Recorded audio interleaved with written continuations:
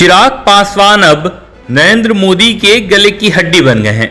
हालांकि वो बात अब पुरानी हो गई जब वो खुद अपने आप को मोदी का हनुमान बताते थे, लेकिन अब कहानी बिल्कुल विपरीत नजर आ रही है।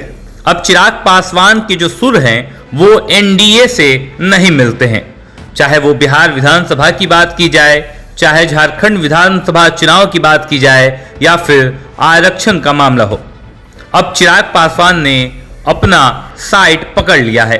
चिराग पासवान अब हर एक बात पर एनडीए को चुनौती देते नजर आ रहे हैं। चिराग पासवान लगातार इस बात की चर्चा करते नजर आ रहे हैं कि उनकी पार्टी में इतना दम है कि वो अब कुछ भी अकेले कर सकते हैं। इससे पहले आरक्षण विरोधी कानून पर जहां एनडीए ने चुप्पी साधी हुई थी, वहां एनडीए के एकमात्र नेता चिराग पासवान ने दलित और आदिवासी के भारत बंद धरना को अपनी मंजूरी दे दी थी। उन्होंने खुले मन से कह दिया था कि मैं दलितों का समर्थन करता हूं, मैं भारत बंद का समर्थन करता हूं।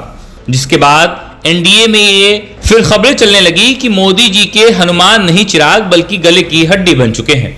अब जब झारखंड विधानसभा चुनाव का ऐलान हो चुका है और एक तरफ जहां भाजपा ये कहती नजर आ रही है कि मैं पूर्ण रूप से 81 की 81 सीटों पर चुनाव लड़ूंगा और जीतूंगा भी, वहीं एनडीए के समर्थक इस बात की चिंता कर रहे हैं कि चिराग पासवान ने भी तो दावा कर दिया है। चिराग पासवान ने आज सुबह यह दावा कर दिया कि वो झारखंड विधानसभा के चुनाव में तकरीबन 28 सीटों पर चुनाव लड़ेंगे। अगर ऐसा होता है तो भारतीय जनता पार्टी कहां रहेगी, इसका कोई अंदाजा नहीं लगाया जा सकता। आने वाले साल में बिहार में भी विधानसभा का चुनाव है और लगातार इस क्रम में देखा जाए कि एक तरफ जहां पारस गुट को अलग कर चिराग पासवान ने 5 सांसदों की प्रतिनिधित्व में पांचों जगह से चुनाव जीतकर क्लीन स्वीप किया, उसके बाद जो वाहवाही लूटी है, उस वाहवाही का जो असल दर्द है वो अब एनडीए भुगत रहा है, या ये भी कहा जा सकता है कि भारतीय जनता पार्टी अब भुगत रही है।